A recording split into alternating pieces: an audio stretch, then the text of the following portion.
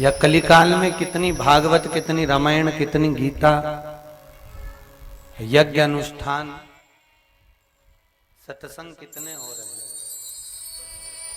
पहले तो इतने होते ही नहीं थे।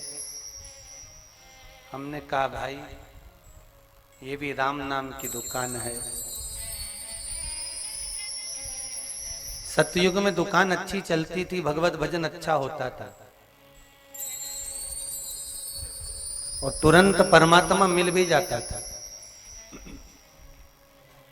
मिलता था कि नहीं मिलता?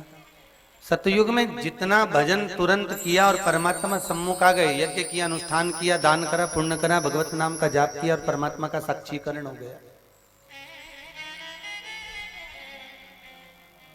ये राम नाम की दुकान, ये स्मरण की दुकान है, परमात्मा के भजन की दुकान। सतयुग में भी थी, त्रेता में भी थी, द्वापर में भी थी। तो कहे गुरुजी ये कलयुग में इतनी क्यों? भजन, भागवत, रामायण, गीता इतना क्यों? उसका केवल कारण इतना है कि त्रेता में तो राम नाम का माल खूब बिक जाता था, द्वापर में, सतयुग में भी खूब चले जाता था, पर देखा कि या संसार में कलिकाल में अगर इस माल को बेचना है तो सेल लगाना पड़ेगी। इसलिए भगवत नाम की सेल लगाई गई है कि जहां भी जाओ कहीं ना कहीं भगवत नाम का कीर्तन मिल ही जाए, राम नाम कीर्तन मिल ही जाए, प्रभु के नाम का स्मरण कहीं ना कहीं प्राप्त हो जाए।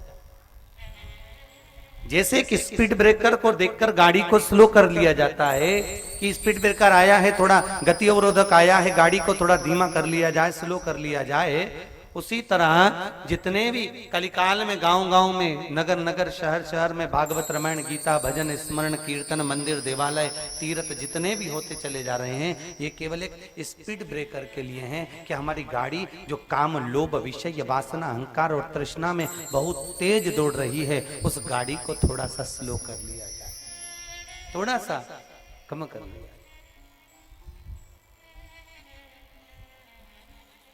गाड़ी थोड़ी सी कम होगी, स्लो होगी,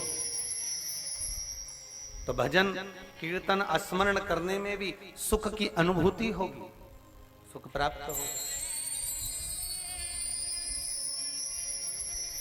और मालूम पड़े वही काम, वही लोभ, वही विषय, वही वासना, वही अहंकार, वही तृष्णा, उसी में समाहित रहे, तो फिर सुख क्या?